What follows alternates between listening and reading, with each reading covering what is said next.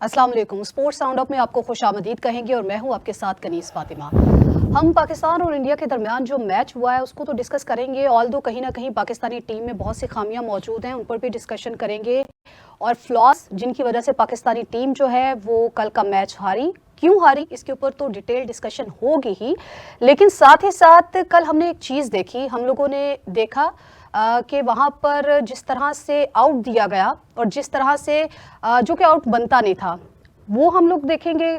और साथ ही साथ कैप्टनसी पे बहुत से सवालात जो हैं वो उठ रहे हैं, हम उसको भी डिस्कस करेंगे और साथ ही साथ हम ये देखेंगे कि आने वाले फ्यूचर मैचेस जो हैं उनका मुस्तकबिल क्या होगा।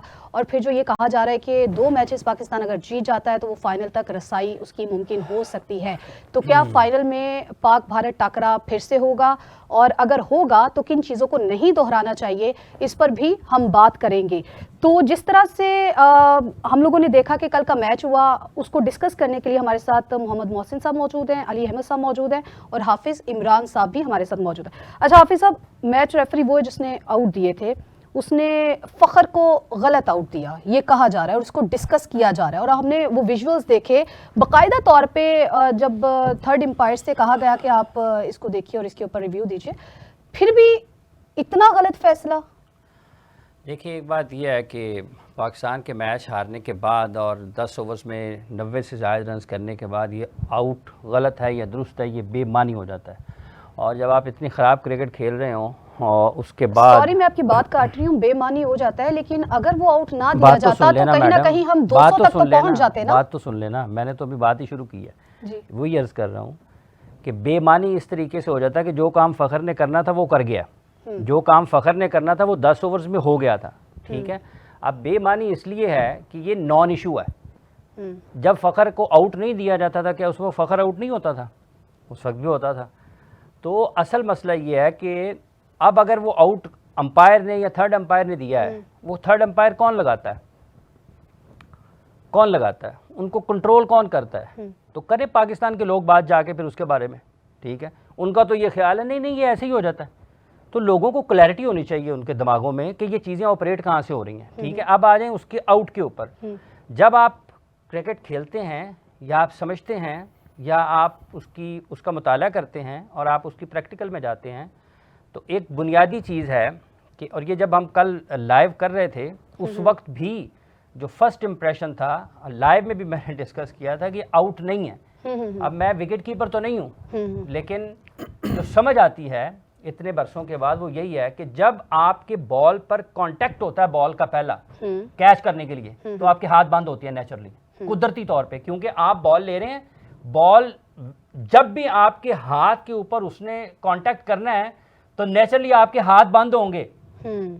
अगर तो वो भले उंगलियों के ऊपर वाले हिस्से पर लगे, हाथ बंद होंगे। क्यों उंगलियां जख्मी होती हैं कैच पकड़ते हुए? क्योंकि वो ऊपर वाले हिस्से पर लगता है और आपके हाथ बंद हो जाते हैं। जब वो यहां पर लगा है तो उसका हाथ बंद नहीं हुआ, क्योंकि बॉल उसके हाथ पर लगा ही नहीं है। उसके हाथ उस वक्त बंद हुए हैं जब बॉल उसकी हथेली पे आया है। इट मीन्स कि उसका पहला कांटेक्ट बॉल का उसके बॉडी के साथ उसकी हथेली पे हुआ तो उसका हाथ बंद हुआ है। आप 101 कैचेस देखें टेलीविजन पर और ये जो मैंने आपको बताया उसके साथ उसको जोड़ लें। अगर तो ये गलत होगा तो फिर बात और है। किसी विकेट कीपर से बुला के पूछ लें कि आपके हाथ, या किसी फील्डर से पूछ लें आपका हाथ कब पैक होता है? जब बॉडी कांटेक्ट होगा बॉल का उस वक्त होगा। रह गया एक, अब ये जिसने किया जाए पकड़े उसको। मैं तो बरसों से कह रहा हूँ नरेंद्र मोदी को पकड़े। वो लोग नरेंद्र मोदी का क्या काम है? उसी का काम है। हाँ। जयशा को किसने प्रमोट किया है? जयशा बेटा किसका है? उसका बाप किसके साथ काम करता है? ठीक है, उसको पकड़े। बुराई की जड़ तक पहुंचना चाहिए। मसले की निशानदेही आप पे, तशखीस सबसे, आप इलाज उस वक्त करेंगे जब आप तशखीस कर पाएंगे। तशखीस नहीं करेंगे तो इलाज नहीं होगा। अब आ गई दूसरी पाकिस्तान क्रिकेट टीम की। मैं चाहती हूँ कि इसके ऊपर तमाम मेहमानों की राय ले ली जाए, फिर अगर आप माइंड ना करें तो फिर उसके बाद हम गुफ्तगू को आगे बढ़ाएंगे। मोहसिन साहब, एम्पायर गर्दी कहा जा सकता है इसको? देखें, वो हाफिज़ साहब ने बड़ा अच्छा एक्सप्लेन कर दिया। एम्पायर गर्दगी तो वो तो हमेशा से है, और अगर ये है, आप बार बार ये देख रहे हैं, पिछले मैच में भी वो बगैर अपील के अगर उंगलियां उठा रहा है तो आपको नहीं पता कि आपको उसे थर्ड अंपायर नहीं लगाना। अच्छा, इसमें एक फ़ैसले को हम बजाय इसके ना हम जिस तरह हाफिज साहब ने कहा रूट कॉज पे जाएं आप। हमें आज के दिन ये बात करनी कि किसने कितना स्कोर किया, किसने कितने रन्स किए, किसने कितने आउट किए, ये करने की बिल्कुल ज़रूरत नहीं है, क्योंकि हम इस वजह से हार नहीं रहे। हम टीम परफॉर्मेंस की वजह से नहीं हार रहे। देखिए, एक कमज़ोर कम्बिनेशन जो होता है, जो कमज़ोर टीम है वो अच्छे कम्बिनेशन के साथ जीत जाती है, और एक अच्छी टीम अपने बेतरतीब कम्बिनेशन से हार जाती है। अब ये होता है ये है कि अगर हम आज ये डिस्कशन करें कि फ़खर आउट कैसे हुआ और साहबजादा फरहान ने क्या किया, या ये हमारी बहस नहीं होनी चाहिए आज के दिन फॉर मी, मतलब अकॉर्डिंग टू हम मी। इसको इसलिए डिस्कस करें मोहसिन साहब के, देखें कहीं ना कहीं प्रेशर तो होता है, एक खिलाड़ी आउट हो जाता है, अगर वो ना होता तो कहीं ना कहीं कल पाकिस्तान एक फाइटिंग सिचुएशन में हमें नजर आया था। पाकिस्तान ने फाइटरों की तरह कल मैच खेलने की कोशिश की है, और कहीं ना कहीं ये जो हिंसा था ये 200 तक भी जा सकता था। देखिए फातिमा, मैं आपको इसका ना थोड़ा मुझे टाइम दीजिए, मैं आप ही के सवाल का जवाब इसमें आ जाएगा। आप ये देखिए कि जिस तरफ आप अंपायर के फैसले की तरफ कर रही है ना इशारा, वो ये है कि अल्टीमेटली वही रन रेट ही होना था, वो साहबजादा फरहान खेल रहा हो या फ़खर खेल रहा हो या साइम खेल रहा हो। अच्छा, उससे मैच के रिजल्ट पे फ़र्क नहीं आ रहा। मैं बात और तरफ निशानदेही कर रहा हूँ। आप ये देखिए ना कि उनका कंट्रोल इतना है कि अंपायर, जो थर्ड अंपायर है, वो उसे कह रहा है कि मुझे साइड ऑन कोई तो दिखाएं आप, तो वो कह रहे हैं जी हमारे पास साइड से कोई व्यू ही नहीं है। तो ये मतलब ये कौन इसको कंट्रोल कर रहा है? इतना इन्फ्लुएंस है आईसीसी का उस टूर्नामेंट पे। तो आप ये नहीं कह सकते कि जी इन्फ्लुएंस नहीं है, तो वो तो है। You have to live with this, you have to play with this. ये आज से नहीं है, ये हमेशा से है। अब जो मैं बात आपको कर रहा हूँ ना, देखिए आज के दिन हमारी बहस होनी ये चाहिए कि ये एज होल जो कम्बिनेशन खिलाया जाता है इतने मैचों के बाद, आप और क्या ये सोच भी कैसे सकते हैं जिस कम्बिनेशन के साथ आप खेले हैं। इसकी ट्रांसलेशन क्या है? आप हुसैन तल्लत को भेज रहे हैं। एग्जैक्टली। अच्छा, इसकी ट्रांसलेशन ये है कि भाई हुसैन तल्लत एक ऐसा प्लेयर है जो पिछले 7 से 8 मैचों में उसी ग्राउंड, उसी जगहों पे नहीं खेला। अगर वो इतना टैलेंटेड था, मेरे कप्तान से भी बेहतर टैलेंटेड था, तो वो खेल क्यों नहीं रहा था? आपने एक हाई वोल्टेज मैच में एक ऐसा प्लेयर ला के खड़ा कर दिया जहां जिसकी किसी भी तरह ज़रूरत नहीं। हाँ, 2-3 आउट हुए होते, स्कोर 30-40 होता, वहाँ हम कहते कि ये एक ऐसा प्लेयर है जो 1-1, 2-2 करके मैच को आगे लंबा करेगा, वो तो समझ आती है। आप 9 की एवरेज से खेल रहे हैं, यू नीड टू वहाँ ऐसा प्लेयर होता है जो उसी मोमेंटम को कैरी करता। एक बात। दूसरी बात ये है कि भाई आप कप्तान कौन होता है? टीम कप्तान से होती है, टीम लीडर से होती है। अब लीडर आपका क्या कह रहा है कि मुझसे नवाज बेहतर है, मुझसे हुसैन तल्लत बेहतर है। भाई अगर आपसे एक ऐसा प्लेयर जो 7-8 मैचों से आप उस पर ट्रस्ट नहीं कर रहे, इस पे ये कह सकते हैं कि कैप्टनसी पे बड़े सवालात हैं। देखिए उन्होंने किस तरह से ऐसे डिसीजंस लिए हैं। मोहम्मद नवाज को लेके गए एज अ ऑलराउंडर, बिल्कुल ऐसे ही है। तो तलत को हम लेके गए एज अ ऑलराउंडर। मैं ये कह रहा हूँ कि तो तलत को आप लेके गए, बॉलिंग नहीं कराई। नहीं, ये तो आप दूसरी, पहले मुझे इस चीज़ का जवाब दे दें कि हुसैन तल्लत अगर आप वहाँ पे 14-15 दिन पहले गए थे, ट्राई नेशन आपने खेली, क्यों खेली थी? उसका एक मकसद ये था कि आप अपने मुख्तलिफ कम्बिनेशंस को टेस्ट कर लें। हाँ। हुसैन तल्लत तो एक ऐसा प्लेयर था जो टेस्ट के काबिल भी नहीं था। यही है ना जी, आपने उन 4-5 मैच खेले आपने, उसको कहीं टेस्ट किया आपने? एक दिन वन फाइन मॉर्निंग आप समझते हैं कि हुसैन तल्लत बाबरा वो हमारा इसका मतलब ये हुआ कि बहुत से ऐसे फैसले हैं जिनके ऊपर भी क्वेश्चन जो है वो रेज हो रहा है। तो हम लोगों ने देखा कि हम लोगों ने अपने खिलाड़ियों को बदला, हम लोगों ने ऑर्डर को बदला, लेकिन नतीजा फिर वही निकला। आप इस पे क्या कमेंट करेंगे? मेरे ख्याल से साइकोलॉजिकली, आप लोग क्रिकेट तो मुझसे बेहतर जानते हैं, बट कल मैंने साइकोलॉजिकली बहुत से ऐसे फॉल्ट्स देखे हैं पाकिस्तानी क्रिकेट टीम के अंदर, जो कि मेरे ख्याल से मेंशन करना बहुत ज़रूरी है। सबसे पहले तो बॉडी लैंग्वेज हम देखें कि इंडिया ने बहुत से कैचेस को ड्रॉप किया।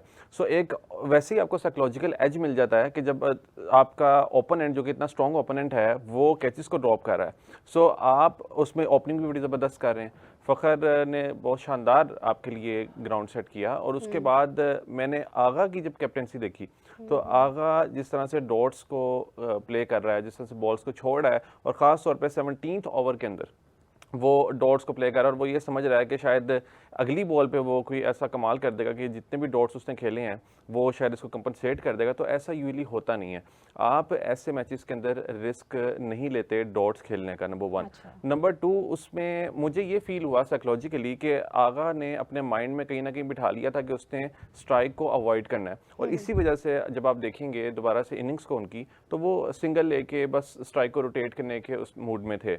और सेकेंडली अपने आप को बैटिंग ऑर्डर पे भी परफॉर्मेंस को ही अगर हम लोग डिस्कशन करें तो हमने देखा कि साइकोलॉजिस्ट को हायर किया गया, मोटिवेशन स्पीकर्स हुए हैं उनको हायर किया गया, फिर ऐसे कौन सा पॉइंट रह जाता है कि जहां पर जाके साइकी को जांचा जाए? आई गेस डिसीजन मेकिंग एक बहुत बड़ा फैक्टर है यहाँ पे। डिसीजन मेकिंग के अंदर मुझे लग रहा है कि पाकिस्तान क्रिकेट टीम हर नए मैच के अंदर एक नए कम्बिनेशन के साथ आपको नजर आती है। इतनी ज़्यादा अनप्रिडिक्टेबल है कि इतना हाई वोल्टेज मैच के अंदर भी वो ये तय नहीं कर पा रहे कि आपके कैप्टन ने किस नंबर पे आके प्ले करना है। और इसमें इमोशनल क्योंकि कंटेंजेंसी होती है, यानी जैसे हम स्माइल करते हैं, तो जब हम स्माइल करते हैं तो सामने बैठा हुआ बंदे के मुंह पे भी स्माइल ऑटोमेटिकली आ जाती है। या फिर जब आप यॉन करते हैं, जमाई लेते हैं, तो सामने बैठे हुए बंदे पे भी वो भी जमाई को एक्सपीरियंस करता है। बिल्कुल इसी तरह से जब आप फ़खर की इनिंग को देखें तो फ़खर ने एक शानदार ओपनिंग सेट की, मगर जब एक अनफेयर डिसीजन जिसके ऊपर वकार यूनुस ने भी बात की, रवि शास्त्री ने भी थोड़ा सा उसका जिक्र किया, तो जब ये इस तरह के फैसले होते हैं तो उससे भी खिलाड़ियों के माइंड पे असर पड़ता है। मगर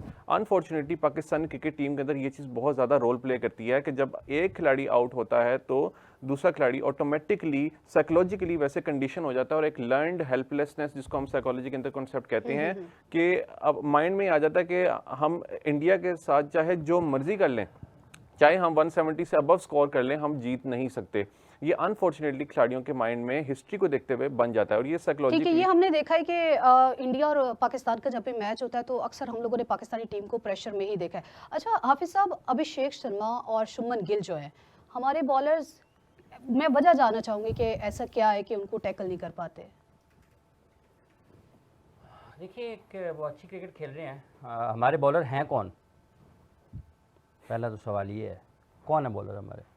हमारी बॉलिंग, आप शाहीन को बॉलर नहीं समझते? उसके अलावा मोहम्मद हारिस रऊफ कितने नंबर पे, कितने ओवर में आए बॉलर करने के लिए?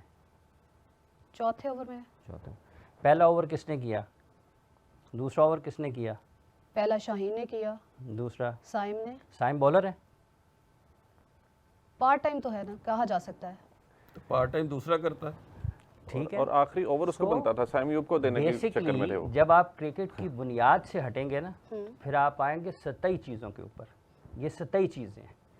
जब किसी को टीम की फॉर्मेशन का पता नहीं होगा, क्रिकेट की बुनियादी चीज़ों का पता नहीं होगा, तो उसके लिए तो हर वो बंदा जिसने बॉल पकड़ लिया वो बॉलर है, क्योंकि उसको कप्तान ने दे दिया बॉल, तो वो बॉलर तो बन गया। ठीक है। अब क्या वो बॉलर की उन चीज़ों के ऊपर जिसकी वजह से बॉलर को माना जाता है, जाना जाता है, पहचाना जाता है, क्या उस पर वो पूरा उतरता है या नहीं उतरता? बिल्कुल, ये एक अलग बहस है। ठीक है। जहाँ तक ताल्लुक इस चीज़ का है कि वो क्यों नहीं कर पा रहे हैं, उसकी एक बड़ी वजह ये है कि आपका बॉलिंग पेयर ही नहीं है। अगर शाहीन से पहले ओवर में विकेट नहीं निकल रहा, तो दूसरे एंड से उसको उतना ही कंपटीशन वाला बॉलर चाहिए जो उसको सपोर्ट कर सके, थ्रेट के एतबार से, पेस के एतबार से, और उसके साथ साथ अपनी बॉलिंग की अवेयरनेस के एतबार से। अब ये जो बातें ये कहा जा सकता है कि आपने नसीम शाह को मिस किया। अब ये बातें आम बंदे को समझ नहीं आएंगी, ये जिसको क्रिकेट का पता होगा उसी को समझ आएंगी। ठीक है। इसलिए तो आप समझा दें आसान लफ्जों में भी आप समझाएं कि ताकि उनको भी समझ आए जिनको क्रिकेट की समझ नहीं है। ये बता रहा हूँ, ये वही समझने वाली बात है ना, वही तो अर्ज कर रहा हूँ कि पेयर बनता है। ठीक है। जिस तरह आपका ओपनिंग पेयर होता है, शुभमन गिल और अभिषेक शर्मा क्या है? ओपनिंग पेयर है ना। क्या उनका भी कप्तान चाहता तो तिलक वर्मा को भेज देता उसकी जगह पे? ठीक है। तो दुनिया में काम करने के तो फिर इसका मतलब है आप ये मानते हैं कि डिसीजन मेकिंग में गलती हुई है? आपकी इन तमाम बातों को अगर हम क्रक्स निकालें तो इसका यही क्रक्स निकलता है कि डिसीजन मेकिंग सही नहीं थी। किस मामले में? टीम सिलेक्शन पे आपने कहा कि जिस तरह से लाना चाहिए था, किसको लाना चाहिए था, पहले किसको खिलाना चाहिए था, बाद में किसको रखना चाहिए था, ऑर्डर क्या होना चाहिए था, फिर तो यही लगता है ना। बिल्कुल कहा जा सकता है, कहा जा सकता है, बिल्कुल। इसमें कोई दूसरी राय नहीं है कि आपके फैसले ठीक नहीं थे। अगर हम लोग यहाँ पर बैठ के इसके ऊपर इतनी ब्रॉड लेवल पर डिस्कशन कर सकते हैं, तो मोहसिन साहब वहाँ पर जहाँ पर डिसीजन लिए जाते हैं, क्या आपको नहीं लगता कि वहाँ पर बैठ के चीदा चीदा बातों को भी डिस्कस किया जाता होगा? देखिए, डिस्कस करने के लिए अहलियत होना ज़रूरी है। अगर आपने कोई चीज़ पॉइंट आउट करनी है, आप ये देखिए कि ये क्लब लेवल का क्रिकेटर भी ये बात जानता है कि कम्बिनेशन क्या होता है। ये क्लब लेवल का क्रिकेटर भी ये जानता है कि हमने पिछले मैच में क्या गलती की और अगले में क्या नहीं करनी। आप तो कैरी किए जा रहे हैं। अच्छा, आप क्या सीख रहे हैं? दो बंदों को आप कोच को और कप्तान को बिठा के पूछ लें कि भाई। अच्छा मोहसिन साहब, कदा कलामी की माज़रत चाहूँगा। जैसे अभी फातिमा ने पूछा कि क्या वजह है, फिर शायद इनके पास वक्त की कमी थी, आप उधर चले गए। आउट ना होने की ना शाहीन को विकेट क्यों नहीं मिल रहा, उसकी एक वजह ये है कि शाहीन को बॉल को स्विंग नहीं मिल रहा। उसका पेस ठीक था, 140 प्लस 145 प्लस पे गए हैं, ठीक है। स्विंग अगर नहीं मिल रहा तो उस वजह से बल्लेबाज को निस्बतन आसानी हो रही है उनके खिलाफ रन स्कोर करने में। और जब आपके पास दो स्पेशलिस्ट बॉलर होते हैं मुख्तलिफ तरह के, अगर एक को सक्सेस नहीं मिल रही तो दूसरे से आप चांस लेते हैं और हो सकता है कि वो सक्सेस आपको मिल जाए। ये लकीर नहीं है पत्थर पे कि उसको मिल जाएगी, बट आपके पास जो ऑप्शंस होते हैं आप उनको एक्सप्लोर करते हैं, ठीक है, कि आप इससे ये तवक्को कर सकते हैं कि वो आउट कर सकता है उसको, ठीक है। लाजिम नहीं है कि वो करे, और ये वो खिलाड़ी हैं जिन्होंने किए हुए हैं। पाकिस्तान की तरफ से इस टूर्नामेंट में गेंदबाजी करते हुए शाहीन की गेंदबाजी में पेस नज़र आई है, उनकी एक्यूरेसी थोड़ी बेहतर हुई है, लेकिन उसके साथ साथ जो मसला पाकिस्तान के लिए रहा कि उनको स्विंग नहीं मिला।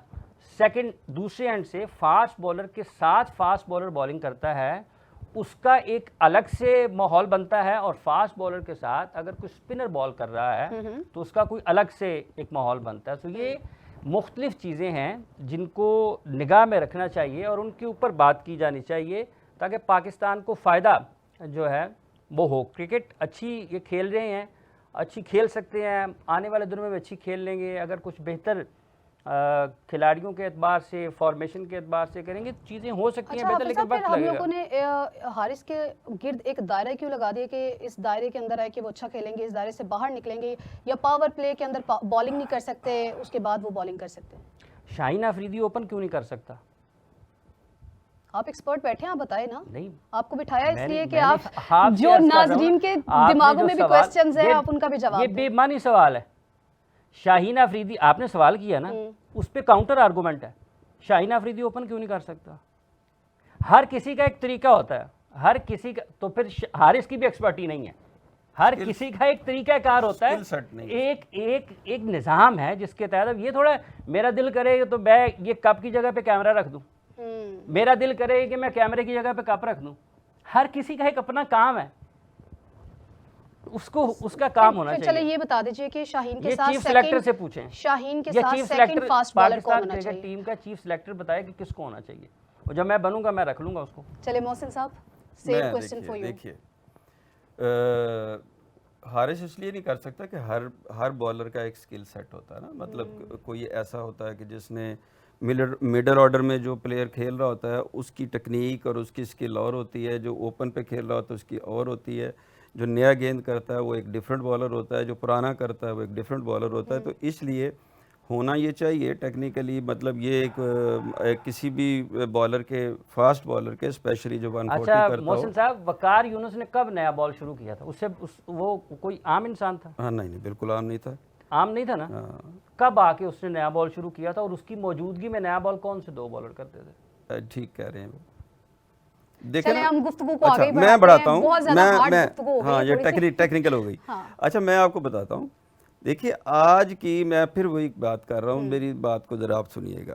आज का हमारा जो मौजू है ना वो ये है कि आप, मोहसिन साहब, मुझे ऐसा लगता है कि गुफ्तगू को थोड़ा सा आगे बढ़ाना चाहिए, क्योंकि मैच हो चुका, हम लोगों ने पिछली गलतियों से नहीं सीखा। कल के मैच में हमने थोड़ा सा बेहतर परफॉर्म करने की कोशिश की, मगर हम ये कह सकते हैं कि इतना अच्छा परफॉर्म नहीं कर पाए उसमें, चाहे जो भी गलती हो, सिलेक्शन की गलती हो, टीम में किस किस को रखा, कहाँ पर ये रखा, तो बात ही नहीं, देखें, सारी गलतियां हो सकती हैं। देखिए, बट मुझे ये बताइए कि आने वाले मैचेस को आप कैसे देखते हैं? क्या पाकिस्तान को आप फाइनल में देख रहे हैं? मैं ऐसे ही देखता हूँ। देखिए, मेरी बात को समझें, मैं क्यों उस जगह पे जा रहा हूँ, उस बात को ज़रा मेरी मुकम्मल हो लेने दे, सिर्फ छोटी सी बात है। आप जितनी मर्जी अच्छी टीम हो, आपने कल 170 किया, थोड़ा स्कोर है, आपको लगा कि आपने 170 किया हुआ है। मैं ये समझाने की कोशिश कर रहा हूँ, आपको किसी एक जगह भी लगा कि आपने एक अच्छा स्कोर किया, जितना इजी गोइंग वो जा रहे थे और कहीं उन्होंने एफर्ट करते नजर आए। 170 को डिफेंड किसने करना? कप्तान ने, अपनी पॉलिसी से, अपनी हिकमत अमली से, अपने अवेलेबल रिसोर्सेज को यूज़ करके। तो अगर आपके पास राइट रिसोर्सेज आर देयर, 170 कर रहे हैं, तो आप उसको मिस यूज़ करके और आप उसको बेतरतीबी से इस्तेमाल करके, आपको कहीं कहीं आपको कप्तान का वजूद नज़र आया पूरे मैच में। भाई 170 अगर इंडिया को दे दें, हम यही तो डिस्कस आप उनको 150 दे दें, आपके दांत से पसीना निकाल देंगे वो, कि भाई नहीं, वो अच्छी टीम है। नहीं, हम अच्छी इसको मानते हैं। भाई अच्छी आपके टीम सामने एक अच्छी टीम हो तो आप कहीं ना कहीं कहाँ प्रेशराइज गई हो ही अच्छी जाते हैं टीम मोहसिन के साहब। उनके प्राइम बॉलर का आपने बुरकस निकाल दिया? अच्छी टीम कैसे है?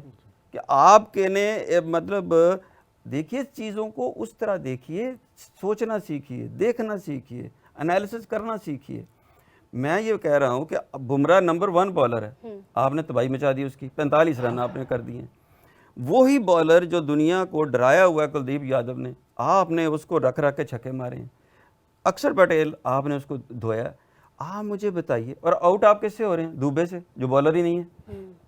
भाई आपने उनके इजी ले लिया होगा, कुछ चीजों को इजी भी ले लें तो वो भी आपकी नहीं हार का नहीं सबब बन जाता है। देखिए, अब उसकी वजह बताता हूँ। Psychologically नहीं ये- नहीं नहीं साइकोलॉजी, हम इनकी तरफ नो तो नो नो जाएंगे नो नो इसको नो लेके। इशू क्या है? नफ्सियात कल आपका इशू नहीं था। नफ्सियात होती तो आप बॉलर को खेलते। कल आपने बॉल को खेला है, कल आपने बुरी बॉल मिली है, आपने नहीं देखा कि आपके सामने बुमराह बॉल कर रहा है या आपके सामने कुलदीप बॉल कर रहा है, आपने अकॉर्डिंग टू बॉल उनके प्राइम बॉलर को धो दिया। अच्छा, तो फिर नफ्सियात का इशू नहीं था। एक बात राइट साइड पर सोचिए। दूसरी बात यह है कि आपका फिटनेस लेवल ये था कि फरहान जो है वो 2 दफ़ा बैठा है बल्ले से। मैंने खुद क्रिकेट खेली है, तो ग्राउंड में बैठना बड़ी ही बदतहजीबी होती है। इसका मतलब है आपने मैसेज कन्वे किया है कि मैं थक गया। पहली बॉल खेल के उन्होंने अपने हाथों से ग्लव्स उतार के दिखा दिए थे कि चोट लगी हुई उनके हाथ में। देखिए, चोट की बात ही नहीं है। चोट से पहले मुझे आप ये बताएं कि वो रन कर रहा है, वो हुआ क्या है कि कल आउट ऑफ द वे उसको जाके 2-2 3-3 करने पड़े या थक गया। मैं जिस वक्त बैठा था, मेरे साथ मेरा बेटा बैठा था, मैंने कहा जी अगले 5 से 6 बॉल्स भी आउट हो जाना है, क्योंकि थक गया। बाजू भूल जाते हैं, थक जाते हैं, फिर आपसे हिट नहीं होती, फिर आप दौड़ नहीं सकते, प्लान नहीं कर सकते, सिंगल नहीं ले सकते। देखिए, हमारा जो साहबजादा फरहान है ना, और साइम हाफ साहब बड़ा सॉफ्ट हैंडली सिंगल होती है। वो सिंगल भी ऐसे कर रहे थे कि जैसे चौका मारना है। मतलब आप बड़े हार्ड हिटिंग करके सिंगल ले रहे थे, इतनी एफर्ट पुट कर चले रहे ये आपका पॉइंट ही जरा इनकी तरफ टॉस करते हैं कि जिस तरह से वो कह रहे हैं, मुझे तो ये ऐसा लगता है कि आपके सामने जब कोई ऐसी टीम होती है और ख़ुसूसन ऐसी टीम जिसका आपके साथ पॉलिटिकल भी एक कोई ना कोई टसल चल रही होती है और फिर ग्राउंड में जब आ जाते हैं तो एक प्रेशर बिल्ड हो जाता है आपके सामने, आपके ऑपोजिट में जब ऐसी टीम होती है तो आप कहीं ना कहीं प्रेशराइज हो जाते हैं और कोशिश करते हैं अच्छा खेलने के चक्रों में कि हम चौका लगा दें, छक्का लगा दें। वो जिस तरह से उन्होंने कहा कि बड़ा स्मूथली एक भी लिया जा सकता, लेकिन वो ऐसे कर रहे थे कि जैसे चौका मार। यहाँ पर तो आके आपको लगता है ना साइकोलॉजिकली कहीं ना कहीं इफेक्ट होती है। साइकोलॉजिकली इसमें हम इसको चोकिंग का कॉन्सेप्ट कहते हैं कि चोकिंग का मतलब होता है कि जब आप हाई वोल्टेज मैचेस के अंदर एक ऐसा प्लेयर जो कि पहले परफॉर्म करता आ रहा हो मगर वो उन मैचेस के अंदर खासतौर पर परफॉर्म ना करे, क्योंकि उसके ऊपर प्रेशर होता है बहुत ज़्यादा। खासतौर पर शाहीन अफरीदी की अगर हम बात करें तो पहले आप बहुत ज़बरदस्त बॉल करते हुए उनको देखते हैं, यॉर्कर जब उन्होंने करना है तो वो यॉर्कर करते हैं, बट आपको कल के मैच में बहुत कम उनके यॉर्कर्स आप गिन सकते हैं उन्होंने जितने यॉर्कर्स किए होंगे, क्योंकि एक एडिशनल आप पे प्रेशर होता है। और साथ ही साथ अगर आप इन फरहान की बात करें तो फरहान ने जैसे वो आउट हुए हैं तो आउट हो जब जिस गेंद पे वो आउट हुए हैं तो उनके हाथ से बल्ला भी छूट गया था। तो इससे आप थोड़ा अंदाज़ा कर सकते हैं कि उनकी थकन का जो उन्होंने बात की फटीक की कि किस तरह से वो बहुत मुश्किल से वहाँ पे खेल रहे थे। सो आई गेस कि इसमें एक ओवरऑल अगर आप बॉडी लैंग्वेज देखें पाकिस्तान क्रिकेट की तो मेरे ख्याल से एक चीज़ को हाईलाइट करने की ज़रूरत ये भी है कि स्टार्ट आपको अच्छा मिला मगर उसके बाद 15 ओवर्स के बाद अप्रॉक्सीमेटली आपका मोमेंटम डाउन होना स्टार्ट हो गया।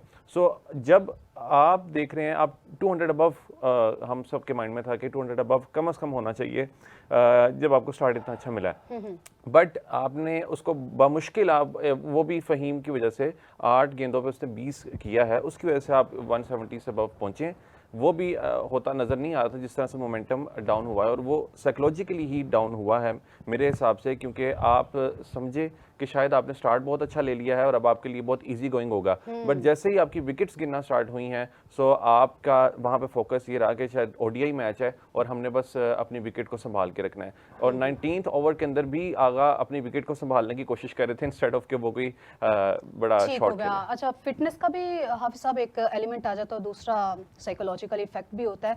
तो अब इन फ्यूचर आप देख रहे हैं फाइनल में पाकिस्तान टीम जाएगी, साइकोलॉजिकल मोमेंटम लूज नहीं हुआ, मोमेंटम पाकिस्तान का स्किल के ऊपर, ये बात मैं कर रहा था। स्किल, जब वो हुसैन तलत खेलने के लिए आया ना, स्किल नहीं थी। अगर स्किल होती तो वो एक्सेलरेट करता, उस मोमेंटम को कैरी करता जो पीछे चल रहा था। बिल्कुल। तो ये इसमें साइकोलॉजिकल नहीं है, स्किल है। ठीक है, हम साहबजादा आपकी बात से फरहान, 100% एग्री करते हैं। साहबजादा फरहान जो है, अगर उन्होंने खेला है, रन 90-91 हो गए थे 10 ओवर्स में, तो वो साइकोलॉजिकल पहलू नहीं था उसका, उसकी स्किल थी कि उसने बुमराह को लगाए हैं। ठीक है, सो ये दो मुख्तलिफ चीज़ें हैं। जहाँ तक ताल्लुक पाकिस्तान के फाइनल में जाने का है, पाकिस्तान अच्छा खेले, देखते हैं कि दोनों मैचेस हमने देखा है कि जो दो टीमें बांग्लादेश और श्रीलंका जो है, इनके अगेंस्ट जब भी हमने पाकिस्तान को देखा है माजी में, तो पाकिस्तान डोमिनेट करता हुआ दिखाई दिया है। तो ऐसा लग रहा है कि इनके खिलाफ वो प्रेशर वाला एलिमेंट नहीं होगा और अच्छा परफॉर्म करेंगे फॉर फाइनल।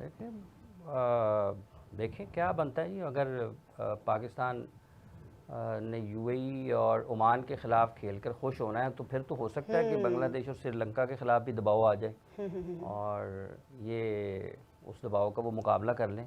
पता नहीं, ये पाकिस्तान कोई 2022 में टेस्ट स्टेटस मिला और उसने क्रिकेट खेलनी शुरू की है और उसको अभी से दबाव के ऊपर इतनी बात होती है। देखिए, आप सब अभी भी वो कह रहे हैं कि पुल, आप भी इस पर कमेंट कीजिएगा। पाकिस्तान को फाइनल में देख रहे हैं? पाकिस्तान को फाइनल में देखना चाहता हूँ, देख रहा नहीं, लेकिन वही के मायूसी के ऐसे ही अगर परफॉर्मेंस इट्स नॉट मायूसी। देखिए, हम क्रिकेट को जानने वाले हैं, बीइंग ए पाकिस्तानी, तो मैं तो ये चाहूँगा कि मैं फाइनल में पहुँचूँ भी और इंडिया को हरा दूँ। लेकिन अगर आप एक फेयर कमेंट्स हमसे चाहेंगे, तो जिस तरह हम देखें, जितनी मर्जी अच्छी टीम हो, जब आपको लीडर खिलाने वाला डरपोक होगा, आपके पीछे फिरेगा, छुपेगा, तो आप ये देखिए कि फ़हीम अशरफ को, सॉरी, नवाज को पिछले इंडिया के मैच में रन हुए थे, हमने ओवर इसमें नहीं कोच ने कहा था कि जस्ट ये दुनिया का बेहतरीन स्पिन बॉलर है। हाँ जी, नंबर 1 बॉलर, आपका कोच उस पर ट्रस्ट कर रहा है। कोच के ऊपर भी कोई नफसियाती दबाव था। हाँ साहब, पिछले मैच में उसने ना थोड़ा सा रन ज्यादा खाए थे। थ्रू आउट दी 4-5 सीरीज उसने अच्छी बॉलिंग की, सिर्फ एक कमजोर टीमों के खिलाफ सर, एक मैच में थोड़ा सा उसने स्कोर खाया, हमने अगले में बॉल ही नहीं कराई। ये हमारा स्किल सेट है। और कप्तान साहब, टाइम तकरीबन ख़त्म हो गया, मैं चाह रही हूँ कि लास्ट कमेंट इनसे भी ले लिया जाए इसी पर ही। सेम क्वेश्चन फॉर यू कि पाकिस्तान इंडिया फाइनल में होंगे आमने सामने, या फिर आपको लगता है कि उससे पहले फिर कुछ ऐसा हो जाएगा? मेरा सवाल ये कि क्या वो डिज़र्व करते हैं, लाइक पाकिस्तान इस तरह से खेलने के बाद? आई डोंट थिंक सो कि वो डिज़र्व करता है फाइनल में, बट बेस्ट विशेस उनके साथ हैं, लेट्स सी। ठीक है, इसका मतलब ये है कि स्किल की बात हो रही है तो डेफिनेटली पाकिस्तान से उम्मीदें तो बड़ी अच्छी लगा के रखी हुई थी कि पाकिस्तान जो है वो फाइनल तक पहुंचे, और हम भी यही चाहते हैं। लेकिन ये है कि अगर इसी तरह की परफॉर्म करना है और फाइनल में भी इंडिया से हारना ही है और अच्छा परफॉर्म नहीं करना, तो उससे बेहतर है कि पहले ही बाहर हो जाए। लेकिन ये है कि खैर, होप फॉर द बेस्ट, इंशाल्लाह। उम्मीद भी है कि पाकिस्तान जो है वो इंडिया के खिलाफ खेलेगा भी और अच्छी परफॉर्मेंस देने की कोशिश भी करेगा, जिस तरह से हमने कल देखा कि वो फाइटिंग पोजीशन में था। खैर, आज के दिन हमें इजाज़त दीजिए, अपना बहुत ज़्यादा ख्याल रखिएगा। अल्लाह हाफिज़।